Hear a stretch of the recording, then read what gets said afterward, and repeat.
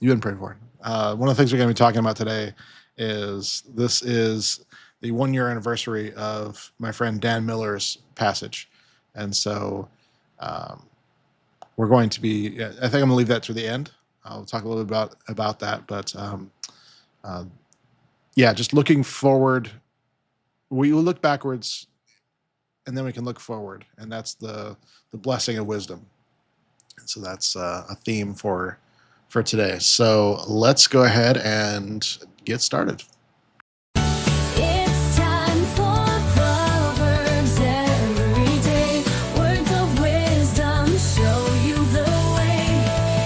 Every month a whole new look, different version of the book. Reading the whole chapter each calendar day. Proverbs every day. Proverbs every day.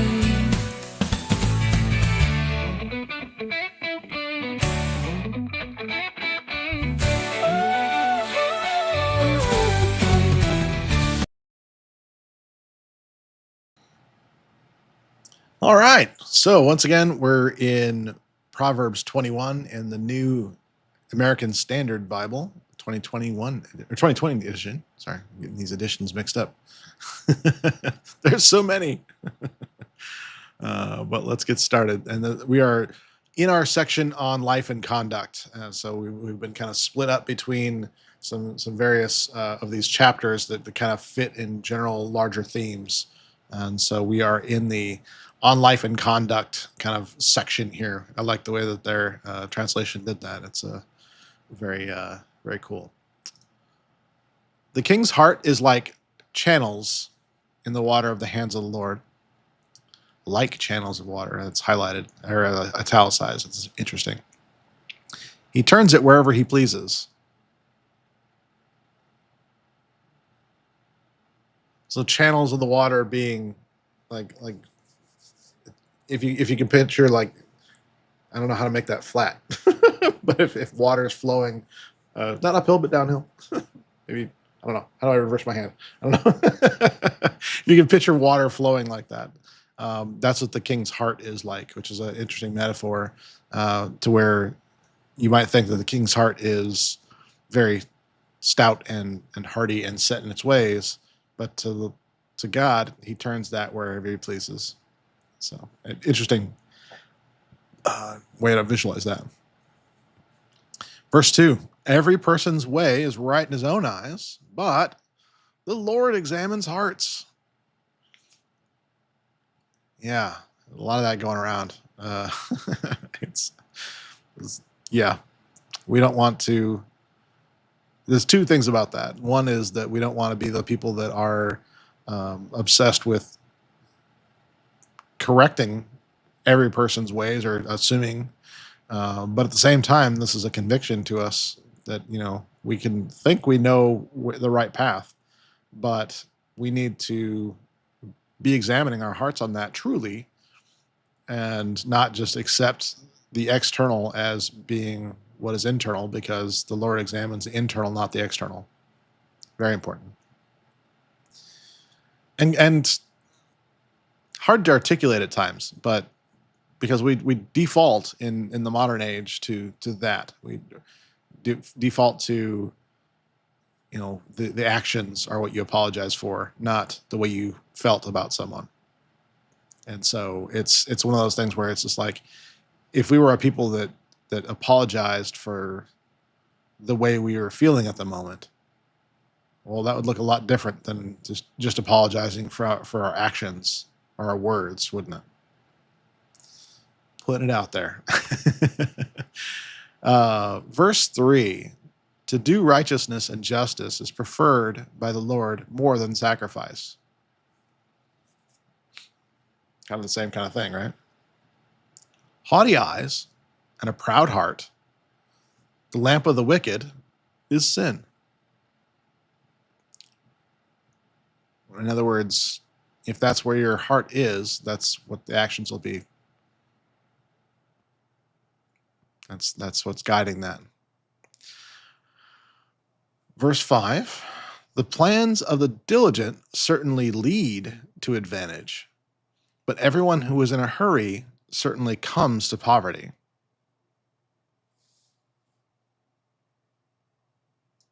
I mentioned Dan Miller right here. In fact, actually, we're going to make that a green one. Very much a we can make plans and that sort of thing. It's one of those things where it's like if we're diligent about those plans, if we're not just saying this looks good, if it's just this looks good, that's hope. That's not a plan. And if you're in a hurry about it and you just kind of do whatever feels right in the moment, that's where you come to poverty. And I have had so much of that in my life where it feels just like it's got to be the right thing. I'll be woken up at 2 a.m. and I'll just be convinced that I need to buy a domain name and start the process of making this new platform. It's going to be the thing. This is what I've been looking for. It turns out it was just a wild haired idea that, 6 hours later, I'm like, what was I talking about? What was I going to do? I was going to do something. It's not really a diligent plan, is it? It's just something in a hurry for. And now I've invested not only time but money into something that comes to nothing. And so if I keep doing that, it'll come to poverty. Well, that's something where I loved about Dan Miller was that he really took the time to encourage people to take the time to go through a process and to challenge and to make plans and not live in the scarcity of or being scared, but to take the time to actually look through things and make sure that they were diligent. So the themes are coming, but that's highlighted in green because that's a message to me to take action and to take note for me personally. Hopefully it is for you as well. Verse 6, we're cranking along today. The acquisition of treasures by a lying tongue is a fleeting vapor, the pursuit of death. Footnote says seekers of death. In other words, this is not saying that it's bad to have the acquisition of treasures, but the acquisition of treasures by a lying tongue, that is something bad. That is by getting them by bad means. Yeah. Verse 7, the violence of the wicked will sweep them away because they refuse to act with justice. The way of a guilty person is crooked, but as for the pure, his conduct is upright. Better to live on a corner of a roof than in a house shared with a contentious woman, or with a woman of contentions and a house of association. That's the literal on that.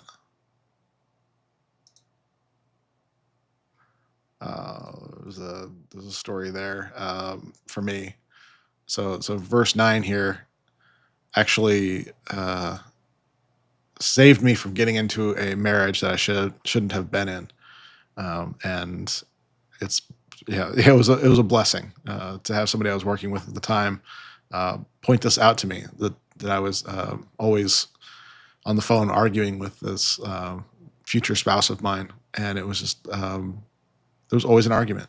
It was always something, and it was like I will be honest. It was to the point where I felt like I couldn't do anything right ever, and I guess what I feel compelled to say here is that this is becoming a more common thing, not a less common thing. There's just so we were at a conference last week, and I noticed that there was a woman that stood up and was just so upset that men were being beat down the way they are, even in the church, for crying out loud. And so she was calling out against that, and it was good to see, but it has also pointed to me that, yeah, no, this is a bigger problem than I've been giving it credit for, I think. Uh, it's been convicting that there are some really big circumstances there, and so when you have a woman that's asking for prayer, that her husband just step up because he's so beaten down by all of this stuff, that's just unacceptable to me. But that's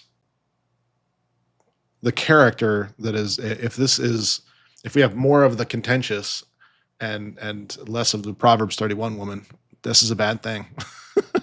It's not going to produce men that are described in the rest of Proverbs here, is it? And I offend people every time I say these kind of things, and I'm always of the opinion of good. I'm glad I have offended you. Hopefully that'll make you take some thoughts into action, just as I did, instead of just saying, "Nope, that's the person I'm meant to be with. I'm just gonna just go be with them because I'm quote unquote in love, and that's what I feel like it should be." But ultimately realized that our characters were not compatible, and so that was. But it was this verse that did it, verse 9 here. So yeah, always awkward, but I feel it's necessary. Verse 10: the soul of the wicked desires evil. His neighbor is shown no compassion in his eyes.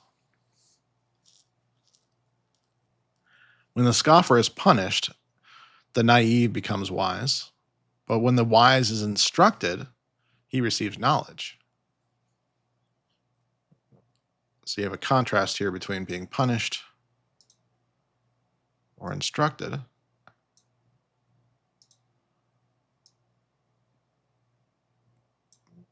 One is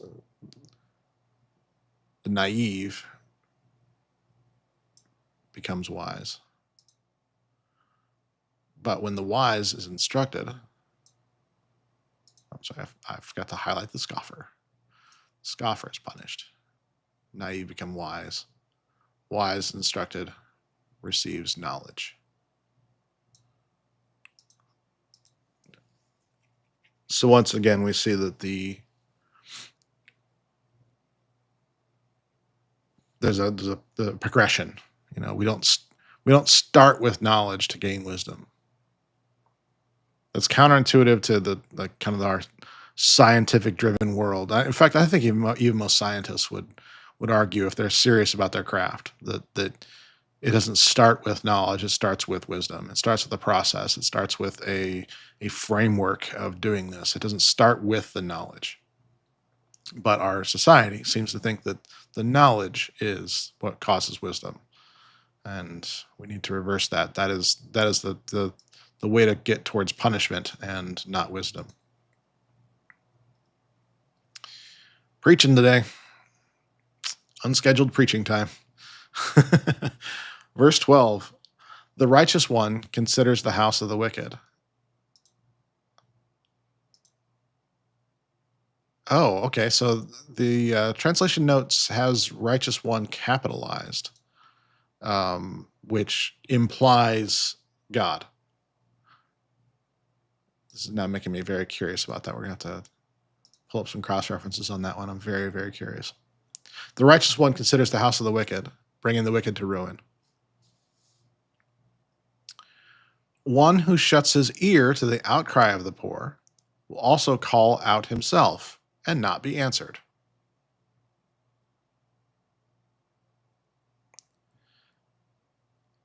A gift in secret subdues anger, and a bribe in an inside pocket, strong wrath. Or folded in a robe. I've seen that before, the folded in a robe. The secret bribe brings strong wrath. But a gift in secret subdues anger. It's a very interesting dynamic, isn't it? It's what's the difference here? I think a gift is something that is truly given with no hint of I want this in return, whereas a bribe is different, right? It's looking for that inside path, that advantage. But it's very interesting. We see a gift, subdues anger, and then a bribe, which would seem to be the same thing, does strong wrath. Very interesting to me that those patterns emerge. I think too that this is a bit of a the gift and secret can be kind of a forgiveness kind of a thing, asking for forgiveness kind of thing. That could be interpreted that way too, I think. Yeah, maybe we need some cross references in that one too. 15. The exercise of the exercise of justice is joy for the righteous, but terror to those who practice injustice, as it should be. A person who wanders from the way of understanding will rest in the assembly of the dead, or departed spirits. Oh, okay.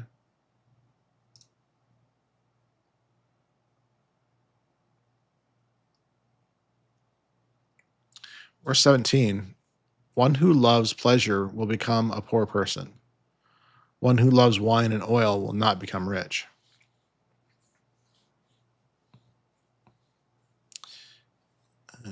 Yeah, there's again, it's not that those things are in and of themselves bad. It's sort of like saying the this whole like money is the root of all evil. It's the love of money is the root of all kinds of evils. Um, it's that where's the heart? And if you're just seeking pleasure for the sake of that's just what you love, that will ultimately make you poor because you're not going to be focused enough on doing the work. um, and so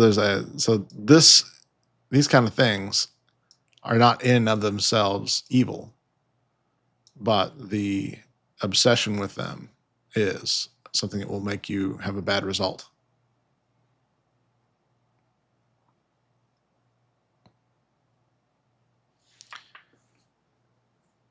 Yeah, it's that whole um, forbearance, I guess you could say, is the right word there. I think. Is that right? Yeah. I'm fasting, so no coffee. So my mind might not be as alert just yet. Um, yeah, we're getting there though. Verse 18: The wicked is a ransom for the righteous, and the treacherous is in a place of the upright. In the place of the upright.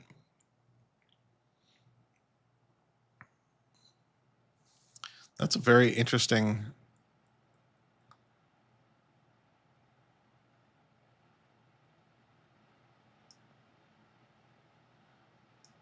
I'm very curious about this in other the translations. The treacherous is in the place of the upright. That's weird. Verse 19. It is better to live in a desert land than with a contentious and irritating woman. We're kind of getting no place to go here.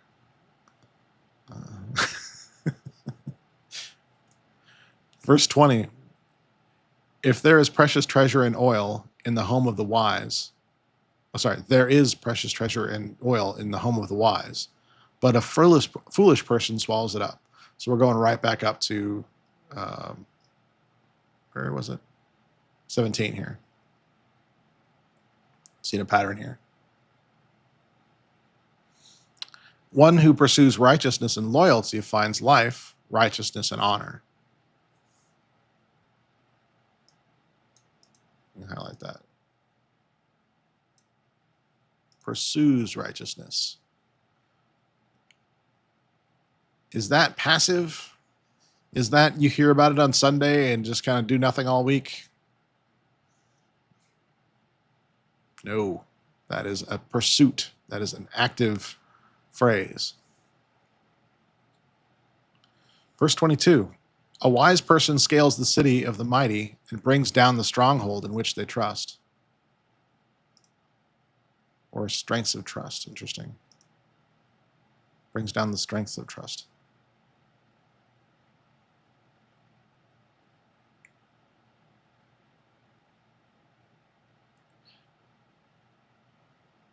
Yeah, that's interesting. Metaphor, I think, but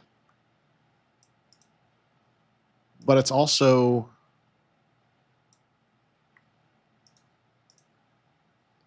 I think there's an empowerment there that I actually am kind of liking on Dan Miller Day.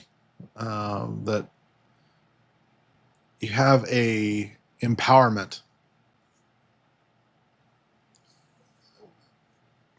We're not just doing this to feel better about ourselves. We're doing this practice. We're diving into the Word. We're praying. We are actively pursuing righteousness because we're called to that. We're called to that power. That's um,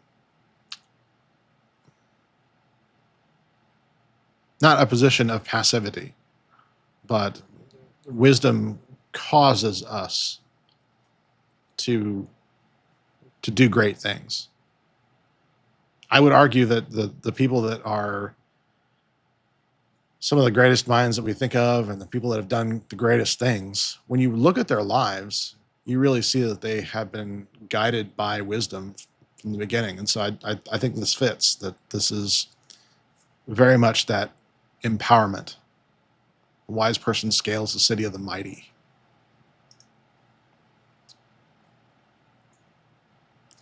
Verse 23, one who guards his mouth and his tongue guards his soul from troubles.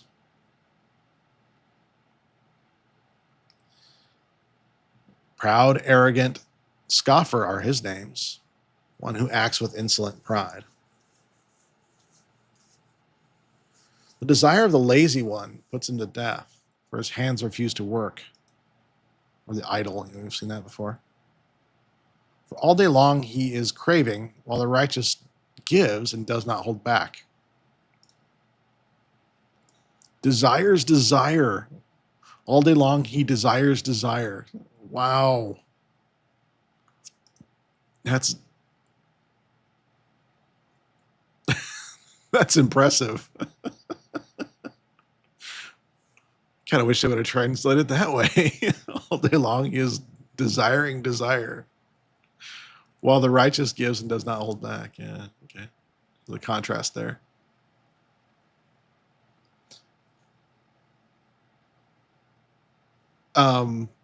You know, a couple of years ago, I was convicted at a conference. In fact, oh my gosh, you know, Dan was at that conference.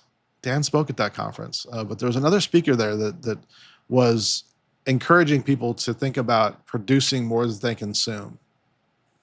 So I think this is a cool action item for that.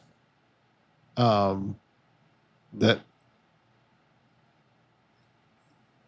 yeah, if we're just there to consume, what are we? But if we're there to give and not hold back, that is impressive. Actually, I didn't want to highlight that part. Hello? No highlight. I don't know why it's not letting me take that away, but imperfect system. But anyway, that's the thought here, is that the righteous gives and does not hold back. In other words, you know, for me, it really is produce more than I consume, or at least try and make that balance more towards the production instead of consumption as much as I can. Verse 27, the sacrifice of the wicked is an abomination. How much more when he brings it with evil intent? A false witness will perish, but a person who listens will speak forever.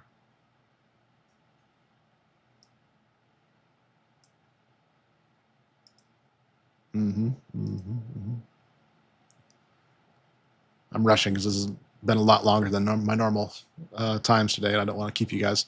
But that's cute. That's huge right there. A wicked person displays a bold face or makes firm with his face. But as for the upright, he makes his way sure. There is no wisdom, no understanding, no plan against the Lord, or no advice against the Lord. You cannot outsmart or outfigure out or outdo or outwit God. Period. The horse is prepared for the day of battle, but the victory belongs to the Lord. I'm sure you've probably heard that one a lot.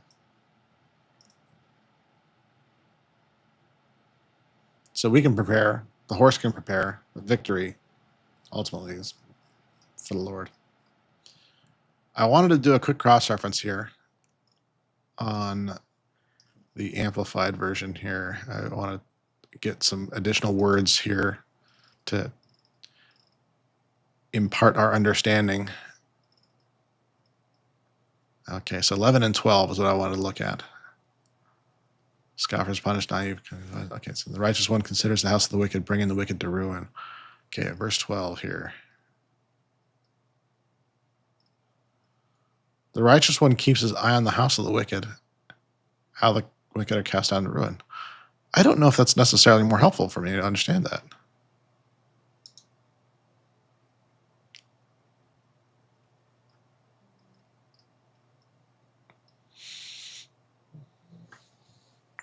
It's almost as if that is saying that they're just watching from afar, but the bringing the wicked to ruin. It's like a.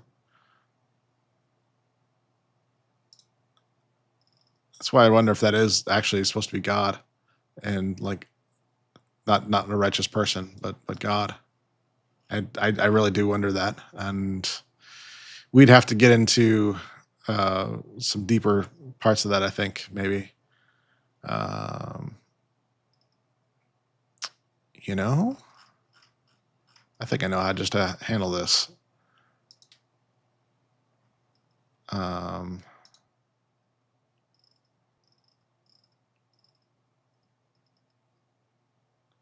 No, they capitalize it, but they don't give a name. A lot of times there's a formal name, Lord, Yahweh, whatever that looks like. Yeah. One more. Let's see. That is the. Where is it?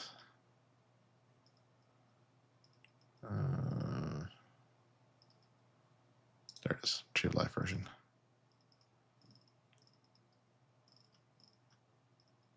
Nope. I think that's, yeah, just one of those poetic things. Interesting. But let's look at 18 here. The faithless for the upright.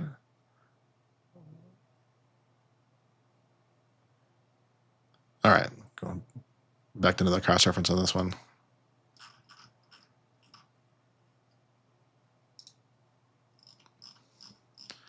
It's going crazy on the screen for you. I apologize for that, but we're in a kind of a hurry.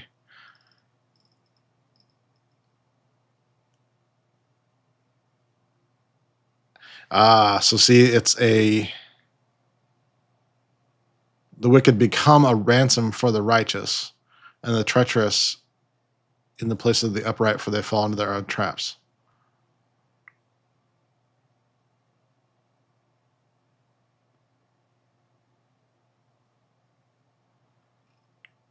But in this translation,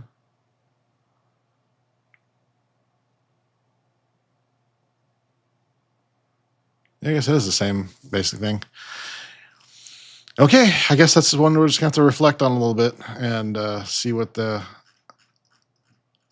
I guess the reason I highlight things like that is that I'm not sure what the actual action item is there. That's just my overly left brain thing going on, I guess. But I always want to know what the action steps are, what I should be aware of. But in any event, like I said, this has gone on longer than I was intending, but that's not a bad thing. I hope this was valuable to you. I hope this is something that has been continued blessing, and we'll just continue doing this. Obviously, we're 206 of these in, and so I do want to encourage folks. I don't know why this is not coming up here to keep sharing. Obviously, we're growing slowly, but more people that hear this, I think, is going to be a good thing. And so I do always appreciate um, if you're sharing this. It's really helpful. So I appreciate it. In any case, I will let you go for the day. But like I said, I'm kind of currently in kind of a double whammy here. I'm doing a fasting period, but also just a reflection day for me with this being the 1 year anniversary of Dan Miller's passing. And so I am considering going live later today, but I'm actually questioning if I'm going to be able to do that. So we're going to find out. That might be a more of a, like an afternoon, evening kind of a thing. So I will, you know, obviously if you click the bell when you subscribe, that'll let you know if I'm going live. So we'll see. Hope for it. Yeah. And we'll go from there. Be blessed by the best, and go be a blessing in all the rest. Love you guys. See you tomorrow.